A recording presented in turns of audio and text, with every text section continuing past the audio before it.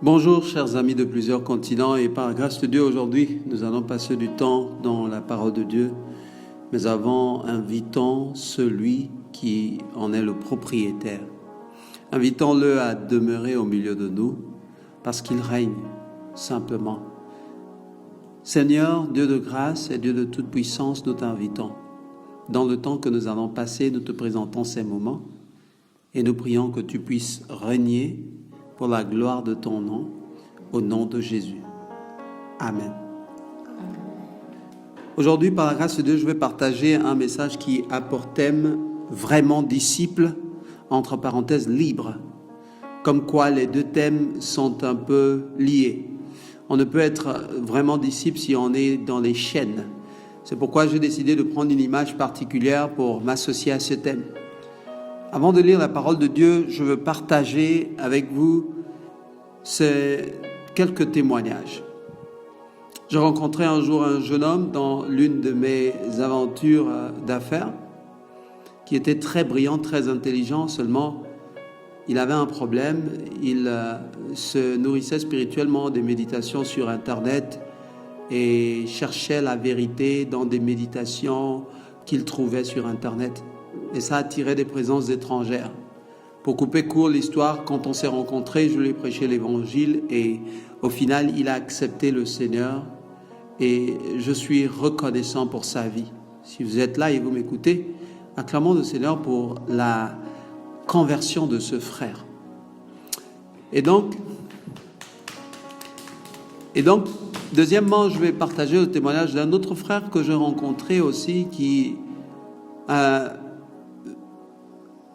vécu une période un peu difficile. Il avait eu un accident et dans une partie vitale de son corps et il risquait de ne plus l'utiliser à jamais. Vous savez, ça fait partie des 5 sens, donc que vous connaissez. Et c'était tellement difficile pour lui. Mais je suis resté avec lui et je lui ai prêché l'évangile. Et puis après, au milieu de la douleur, il a accepté d'accepter le Seigneur, de recevoir Jésus-Christ dans son cœur. Et aujourd'hui, je suis reconnaissant pour sa complète guérison et son recouvrement de la vue. Il est en pleine santé et je remercie le Seigneur. Est-ce qu'on peut acclamer le Seigneur pour sa conversion? J'ai rencontré aussi le Seigneur, je l'ai vu par le témoignage d'une sœur qui était visitée par l'esprit de mort, qui était réclamée par l'esprit de mort. Elle voyait tout le temps la mort. Et je peux remercier le Seigneur parce que je l'ai vue transformée. En recevant le Christ, la lumière est entrée dans son cœur, l'esprit de mort a sauté, elle a commencé à marcher en nouveauté de vie, en victoire, pour glorifier le Seigneur dans sa vie. Et j'ai pu voir ses pas dans sa foi. Et aujourd'hui, pour moi, c'est une fierté de mentionner ce témoignage. Est-ce qu'on peut acclamer le Seigneur pour encore la conversion de cette sœur? J'ai rencontré un jeune homme sur la place estudiantine, chez les jeunes médecins étudiants, et je lui ai prêché l'évangile, mais avant de le faire, il avait une renommée au sein de son campus universitaire, c'est que tout le monde disait qu'il était dur à convaincre. En fait, il faisait fuir les religieux qui venaient lui parler de la parole de Dieu. Et un jour, je suis venu sur la place estudiantine, partageant la parole de Dieu. On m'a dit, monsieur, attendez, on va vous présenter quelqu'un. C'est le plus grand athée de l'université. On me l'a amené, j'ai vu ce jeune homme plein d'énergie et qui m'a bombardé des questions voulant me bloquer. Mais le Seigneur n'a pas permis que je réponde à ces questions. Plutôt, le Seigneur m'a donné une parole de connaissance sur sa vie.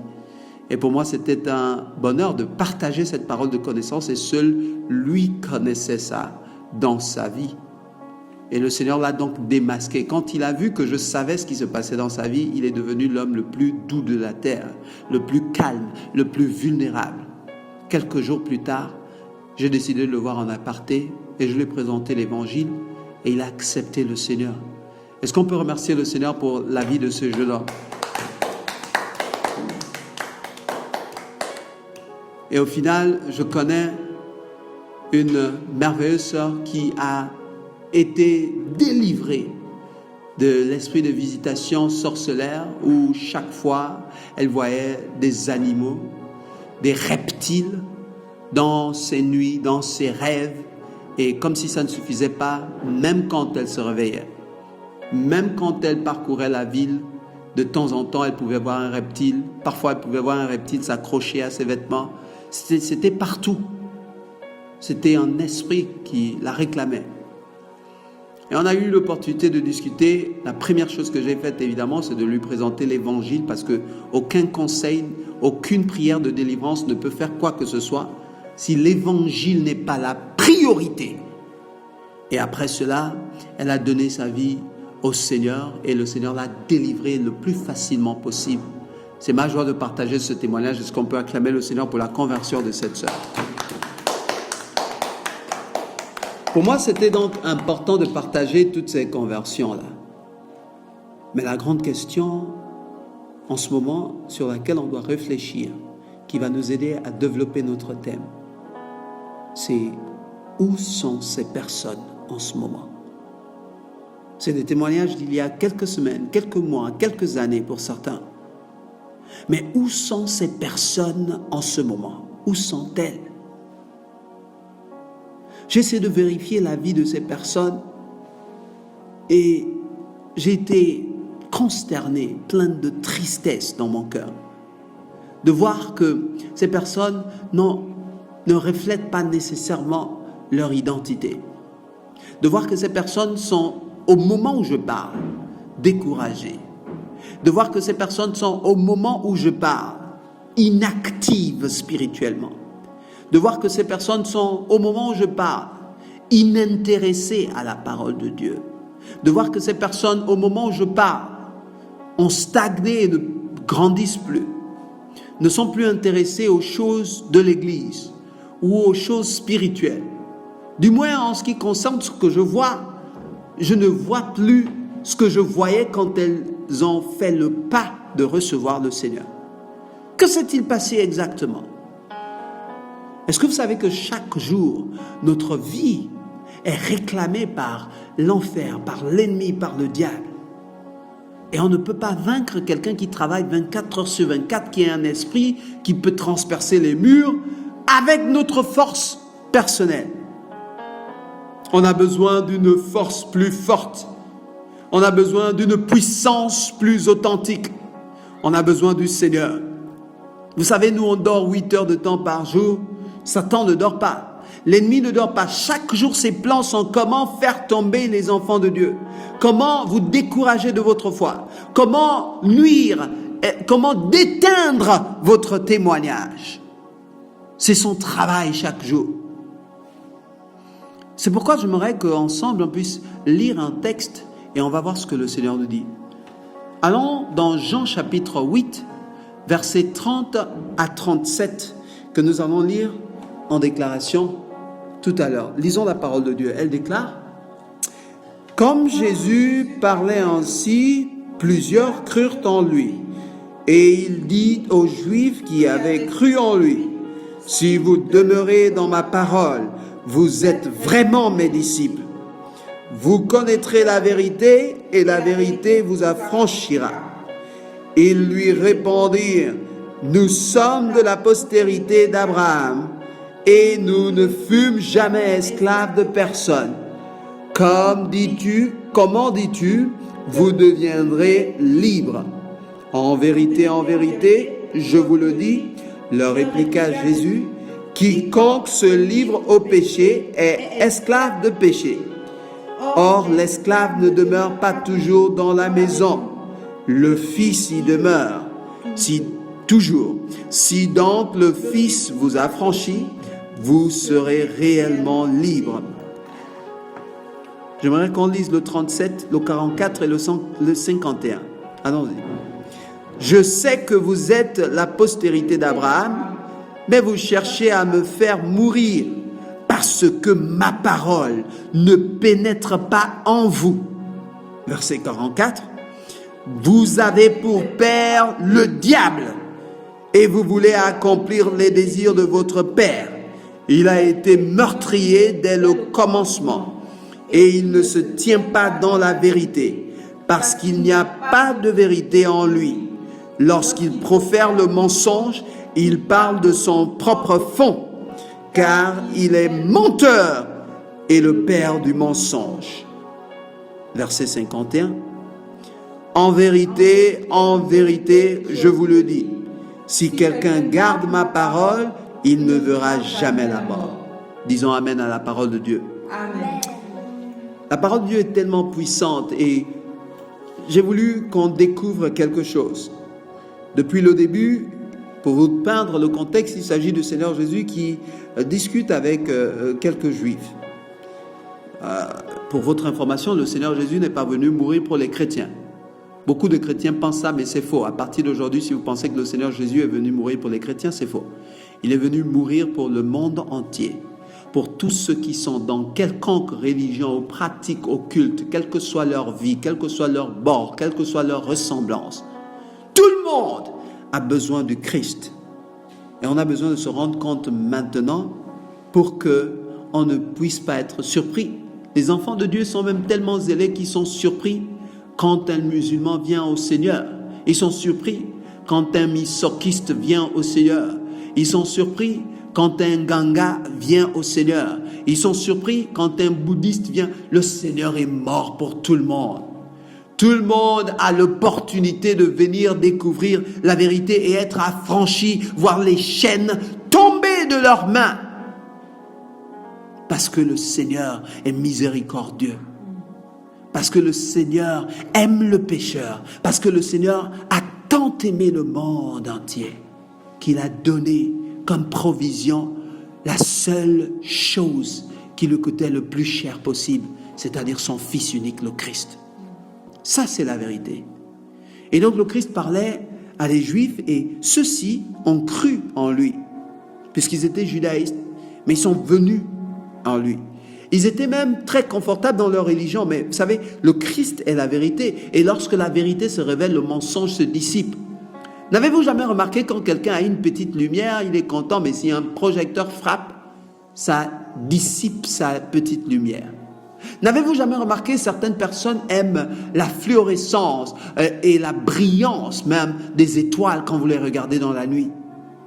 Mais pourquoi vous ne les voyez jamais le jour? Parce que quand le soleil frappe, la beauté, la splendeur des étoiles disparaît directement. Parce que la plus grande substance, la plus vraie lumière, la plus grande lumière est arrivée. Le Christ est la plus grande vérité.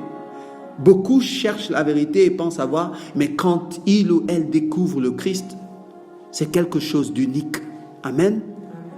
Et donc le Christ a parlé aux Juifs et il a dit aux Juifs quelque chose de très spécial. Il leur a dit, si vous demeurez dans ma parole, vous êtes vraiment mes disciples. Il n'a pas parlé à ceux qui ne le connaissaient pas. La Bible dit au verset d'avant qu'il parlait ainsi à plusieurs Juifs qui crurent. C'est-à-dire que les Juifs ont cru en lui, c'est-à-dire que les personnes qui l'écoutaient ont cru en son message, ont accepté le Seigneur et par après le Seigneur leur dit, si vous demeurez dans ma parole. Ça veut dire quoi, demeurer dans ma parole? Aujourd'hui, par la grâce de Dieu, nous allons un peu décortiquer le terme demeurer. Demeurer, ce n'est pas un verbe d'état, c'est un verbe d'action. Ce n'est pas un verbe de courte durée, c'est un verbe de longue durée. C'est un verbe continuel. C'est-à-dire qu'on ne peut pas demeurer en un instant. Non, on parle de demeurer quand vous avez mis du temps dans quelque chose. Demeurer en Jésus, c'est vivre en communion quotidienne et profonde avec lui. Et celle-ci est caractérisée par la confiance, la prière, l'obéissance et la joie. La présence du Saint-Esprit dans la vie d'un disciple est carrément la preuve irréfutable que celui-ci demeure en Christ. Vous savez, j'ai donné quelques témoignages merveilleux. Malheureusement, si ces personnes ne sont pas demeurées en Christ, ces témoignages ne sont que historiques et n'ont plus l'impact présent qu'ils devraient avoir. C'est comme ça que vivent beaucoup d'enfants de Dieu. Ils ont été touchés par le Seigneur, ils ont été sauvés, un miracle s'est produit, tu sais de quoi je parle. Quand tu es venu au Seigneur, tu te souviens du nombre de démons desquels le Seigneur t'a délivré. Tu te souviens de l'addiction de laquelle le Seigneur t'a retiré. Tu te souviens des chaînes, de l'esclavage que le Seigneur a brisé. Tu te souviens de la sorcellerie sous laquelle tu étais en emprise. Le Seigneur t'a délivré de celle-ci. Mais ce n'est pas fini. Tu es encore sur terre. Tu as besoin de demeurer. Et demeurer, c'est continuer de croire en ce que le Christ dit et en ce que le Christ fait et continuer de lui obéir joyeusement. C'est pourquoi je vous invite à le faire. Beaucoup ont commencé, l'année a commencé, il y a même eu des résolutions. Je vous promets qu'on est en mi-janvier. Beaucoup ont oublié leurs résolutions déjà. Si tu demeures, tu dois continuer de faire ce que tu as commencé de faire. Tu as commencé à accepter le Seigneur dans ta vie, ne lâche rien. Demeure en lui, demeure en lui. Demeure en lui car il est la seule voie. Et quand le Christ a dit, si vous demeurez en moi, vous êtes vraiment mes disciples, il a ajouté, vous connaîtrez la vérité et la vérité vous affranchira. Ça, c'est ce que tout le monde cite sans connaître le contexte. C'est la seule chose qui peut nous rendre réellement libres. C'est la vérité du Seigneur.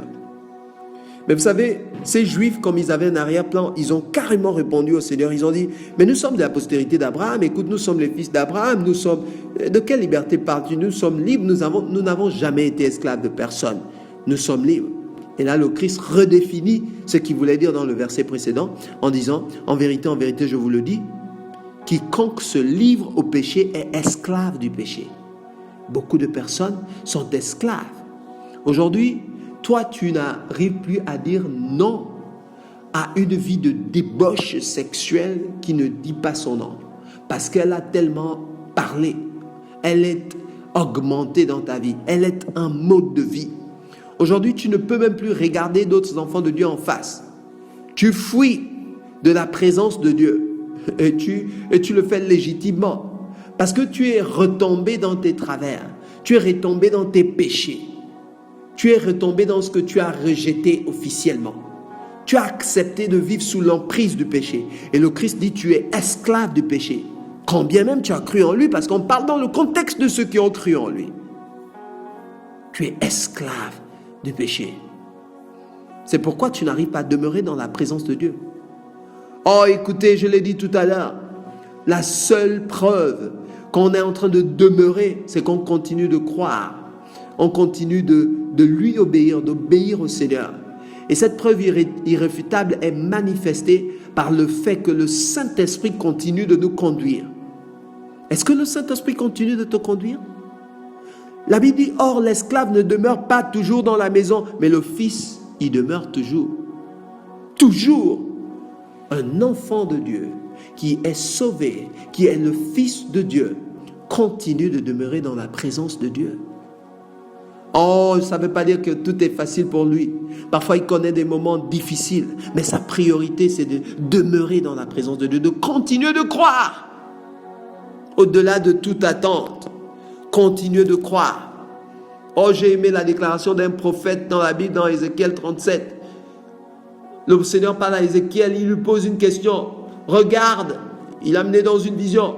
Il a vu des ossements desséchés partout. Il a dit, penses-tu que ces ossements puissent revivre encore? Il a regardé des ossements desséchés. En fait, on répond simplement parce qu'on ne connaît pas l'image. Si vous allez dans un cimetière d'il y a 200, 300 ans, on a enlevé les ossements de tous les caveaux. Vous voyez les ossements partout, ça ressemble à ça. Le Seigneur a demandé à son enfant, est-ce que tu penses que ces ossements desséchés peuvent revivre? Il a dit, Seigneur, tu le sais. Il n'a pas répondu négativement. Il a répondu positivement. Voici pourquoi il a agi quand le Seigneur a dit, prophétise. Il a agi. Je t'appelle maintenant à croire, à continuer de croire. Peut-être que dans ta vie, dans ta situation, tu vois les ossements desséchés. Et tu vas me dire, mais frère, j'ai déposé des dossiers partout, tu ne comprends pas ce que je vis. Frère, j'ai trop attendu, tu ne comprends pas ce que je vis. Frère, j'ai trop prié, tu ne comprends pas ce que je vis. Frère, j'ai trop été patiente, maintenant c'est fini, tu ne comprends pas ce que je... Oui, je ne comprends pas, tu as raison. Mais le Christ te connaît. est celui qui définit ce que ça veut dire demeurer. Si tu as arrêté de le faire, tu ne demeures plus. Et si tu ne demeures plus, il y a une mauvaise nouvelle. C'est que tu ne demeures même pas dans la maison, c'est-à-dire dans la présence de Dieu, c'est-à-dire sous la puissance du Seigneur, c'est-à-dire sous la conduite du Saint-Esprit, c'est-à-dire dans l'envie joyeuse, c'est-à-dire dans le besoin pressant de prier, de parler à Dieu, d'aimer les âmes du Seigneur, de regarder quelqu'un qui vit une vie où tu connais que ça se termine, ça va se solder par la perdition et ça te dérange. Tu as envie de continuer de prier pour lui, tu as envie de lui parler de la part de Dieu. Ça, c'est demeurer dans la maison. Si tu es esclave du péché, tu ne peux pas demeurer dans la maison. Le Fils demeure. Même les esclaves d'antan, ils ne demeuraient pas dans la maison. Ils ne vivaient pas là où le maître vivait.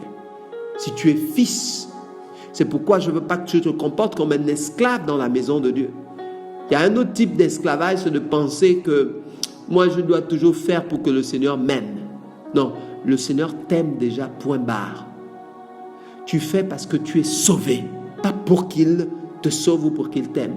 Tu agis, tu pries, tu prêches, tu pries pour les gens, tu vis une vie de sainteté, de sanctification, parce que c'est là le signe que tu es réellement sauvé. Tu es vraiment disciple, tu es libre d'adorer le Seigneur. Un esclave ne peut pas. Oh, si toi tu m'écoutes, tu es toujours dans l'esclavage, tu n'arrives même pas à adorer le Seigneur. Tu as les chaînes aux mains. Ça veut dire une seule chose, tu as besoin de la vérité pour être libre. Et la vérité, c'est celle que je suis en train de lire en ce moment. Le verset 36 dit, si donc le Fils vous a franchi, si le Christ vous a franchi, vous serez réellement libre. Vous serez réellement libre. Les Juifs ont rétorqué. Ils pensaient que non. Est-ce qu'ils comprennent qu'on est déjà libre? Non, ils n'étaient pas libres. Être libre, c'est être libre de la culpabilité, être libre de la puissance du péché. Tu n'es plus sous l'emprise du péché. On te demande de faire quelque chose, tu peux dire non et tu peux continuer d'adorer Dieu. Tu ne te sens pas chaque jour. Tu vis dans le mensonge. Le lundi, tu mens. Le mardi, tu mens. Le mercredi, tu mens. Il n'y a pas de jour où tu n'arrives pas à mentir. Tu n'es pas libre, ma sœur. Tu n'es pas libre, mon frère. Tu as besoin de voir le Seigneur briser ces chaînes de tes mains et comprendre son plan de salut pour toi, qui commence mais qui continue quand tu demeures dans sa présence. Quand tu restes sous son onction. Quand tu marches dans ses voies. Quand tu lis sa parole, quand tu élèves ta voix pour prier le Seigneur au milieu de la nuit, il te libère de la culpabilité. Oh, désormais ta vie ne sera plus contrôlée par la puissance du péché. Il y a certaines personnes dont les vies sont contrôlées par la puissance du péché. Tu peux voir ça. Il n'y a qu'à vérifier les 3 derniers mois si tu ne sais pas de quoi je parle. Regarde ce qui domine dans ta vie. Est-ce que tu es contrôlé par le mensonge toujours, ou le vol, ou toi, c'est la débauche sexuelle, ou les choses qui ne glorifient pas le Seigneur, ou toi, c'est la gourmandise, ou toi, c'est les excès de table. Est-ce que ça domine dans ta vie? Tu as besoin de demander au Seigneur humblement que les chaînes soient brisées, que sa vérité pénètre ton cœur. Parce que tu sais, quand ces Juifs ont rétorqué pour montrer que mais nous on est de la postérité d'Abraham. Écoutez ce que le Seigneur dit. Mais vous cherchez à me faire mourir. Comment êtes-vous de la postérité d'Abraham? Parce que ma parole ne pénètre pas en vous. Quand la parole de Dieu ne pénètre pas dans le cœur, la personne n'est pas libre. Son cœur est fermé. Tu es devenu insensible à la parole de Dieu. On est en janvier et on va avoir une semaine de consécration avec l'église. Je l'ai annoncé. Et si tu as tout oublié, rejoins-nous à partir de cette semaine. Le lundi, on va commencer. Mais on va commencer à prier le mercredi ensemble. Ce mercredi, jeudi, vendredi, on sera en train de prier et jeûner. Le mercredi, le jeûne et la prière commencent. C'est un jeûne et la prière de consécration de toute l'année 2022. Est-ce que ça t'intéresse? Ou bien tu es devenu insensible? Oh non, moi j'ai tellement jeûné. Tu ne veux même plus jeûner.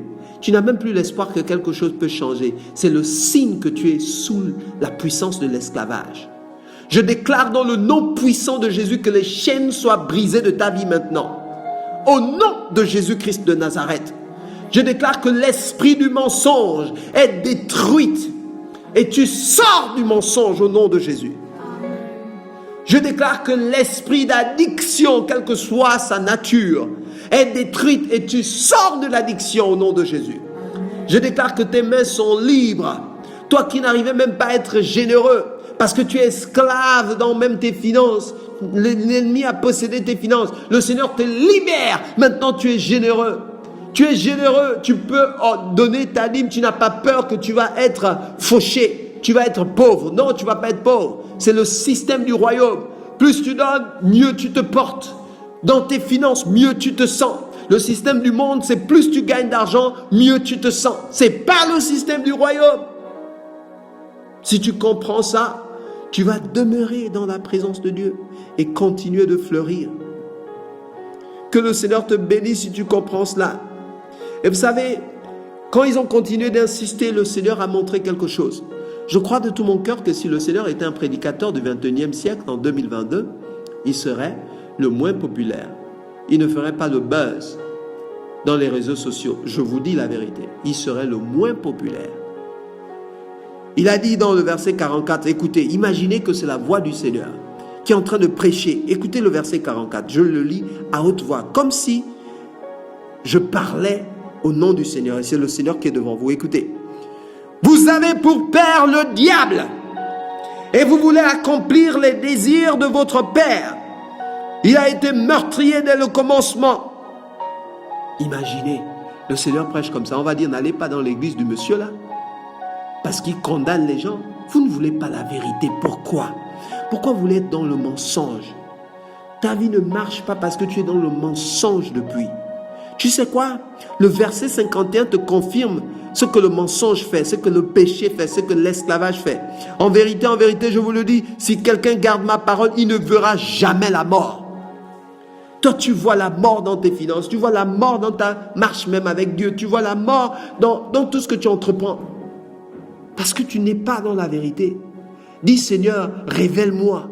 Où est-ce que le mensonge se trouve? Je veux l'exposer. Et à partir de maintenant, je veux m'entraîner à dire la vérité. À garder la parole de Dieu. La première lumière qui va te révéler la vérité. Et lorsque la parole de Dieu vient, elle te révèle la vérité. Tu sais quoi? Tu gardes la parole de Dieu, tu ne verras jamais la mort. Tu ne verras jamais la mort dans tes relations, dans tes finances, dans ta passion pour le Seigneur, dans ton zèle à aller prêcher l'évangile, dans ta prière pour les membres de ta famille. Tu ne verras jamais la mort. Au nom de Jésus-Christ de Nazareth. Ma question est donc la suivante. Qu'est-ce que tu as commencé à faire et que tu as arrêté? Si tu l'as arrêté, pourquoi as-tu arrêté? Est-ce que tu es libre? Est-ce que tu es libre de lire la Bible? Est-ce que tu es libre de prier? Est-ce que tu es libre? Est-ce que tu lis la Bible, tu pries, tu assistes aux réunions de croissance, tu prêches? Est-ce que tu es libre de faire ceci? Le Seigneur désire que tu le fasses. Si vous vérifiez dans Jean 15, vous allez comprendre de quoi je parle. Le Seigneur désire que tu le fasses de tout cœur. Il déclare dans le verset 7 et 8 la chose suivante. Si vous demeurez en moi et que mes paroles demeurent en vous, demandez ce que vous voudriez et cela vous sera accordé. Si vous portez beaucoup de fruits, c'est ainsi que mon Père sera glorifié et que vous serez mes disciples. Amen. Même pour mieux demander, il faut demeurer dans la parole. Il faut demeurer en lui et le Seigneur lui-même demeure en vous. Là, vous demandez ce que vous voulez. Et cela vous sera accordé. Parce que avant de demander ce qu'on veut, le fait de vouloir en question, c'est la volonté. Et quand vous demeurez dans la parole de Dieu, le Seigneur transforme votre volonté. Et vous avez maintenant une volonté divine au lieu de mondaine. C'est pourquoi toi tu demandes, tu sembles ne jamais recevoir. Tu sais pourquoi? La seule fois où le Christ a prié et le Seigneur, son Père, n'a pas répondu, c'est quand il portait le péché du monde. Quand tu portes le péché, tu te nourris du péché, tu nourris tes volontés, ton âme du péché, Tu peux demander comme tu veux. Le Seigneur ne va pas se plier pour cela. Mais quand tu demeures dans la parole de Dieu, le Seigneur transforme ta volonté. Maintenant, tu penses comme le Seigneur. Ton cœur bat comme le Seigneur. Tu as envie d'aider parce que le Seigneur t'anime. Tu as envie de donner. Tu as envie d'aider, prier pour les gens. Tu as envie de voir la délivrance de ceux qui sont dans les chaînes. Quelqu'un est bloqué dans une situation. Tu le prends comme un fardeau. Tu commences à prier pour la personne parce que tu veux voir le Seigneur la libérer complètement. C'est cela, demeurer dans la parole. Celui qui demeure dans la parole, il ne connaîtra jamais la mort. Alors si tu as tout oublié, demeure dans la prière. Nous le disons chaque jour. Si tu as tout oublié, demeure dans la parole. Nous ne serons jamais fatigués de poster nos versets bibliques, lire la parole, écouter la parole. Si tu as tout oublié, assiste aux réunions de croissance pour demeurer encore dans la parole parce qu'on ne peut pas manger une fois par semaine. Tu as besoin d'être saturé de la parole. Si tu as tout oublié, va vers ton frère, vers ta soeur, va évangéliser pour encore prêcher quoi? La parole, toujours la parole. Comme si ça ne suffisait pas, si tu as tout oublié, prie les matins, prie les soirs, prie à 10 heures de minute pour le salut des âmes et demandez que le Seigneur ajoute les ouvriers dans sa maison. Comme si ça ne suffisait pas, prie le Seigneur que tu demeures dans l'amour pour les âmes. Prie le Seigneur pour que tu demeures dans une vie de sainteté. Prie le Seigneur pour que tu demeures dans une vie de générosité. Prie le Seigneur pour que tu demeures dans une vie de fidélité dans les livres, les offrandes. Prie le Seigneur pour que tu demeures dans une vie d'attente du Saint-Esprit. Prie le Seigneur pour que tu demeures dans une vie d'attente des miracles de Dieu selon sa volonté et non la tienne. Prie le Seigneur pour que tu demeures dans la passion et le zèle de voir les autres frères et les autres sœurs avancer et être sauvés. Je t'invite donc à notre programme de jeûne et de prière qui aura lieu cette semaine à partir de mercredi. Ce mercredi, nous voulons voir le Seigneur se manifester puissamment. Nous voulons voir le Seigneur se manifester puissamment. Que la main de Dieu puisse se révéler. Que l'onction de Dieu puisse se manifester dans nos vies. Tous les soirs, nous serons en train de prier continuellement, jeûner continuellement, pour voir le Seigneur te délivrer, me délivrer, nous délivrer, délivrer notre nation, délivrer notre famille, délivrer nos communautés, délivrer les frères et sœurs. Que Dieu soit loué. Nous vous entendons le mercredi 19. Notre jeûne et prière commence jusqu'au mercredi 26. Que Dieu soit loué. C'est un jeûne de consécration. Que Dieu vous bénisse. Demeurez toujours dans la parole, dans la prière et dans la famille spirituelle. En cette nouvelle année, posez les bases. Ne vous arrêtez pas. Demeurez. Au nom de Jésus. Ce message n'est peut-être pas populaire, mais il est pour toi. Demeure et sois béni. Amen.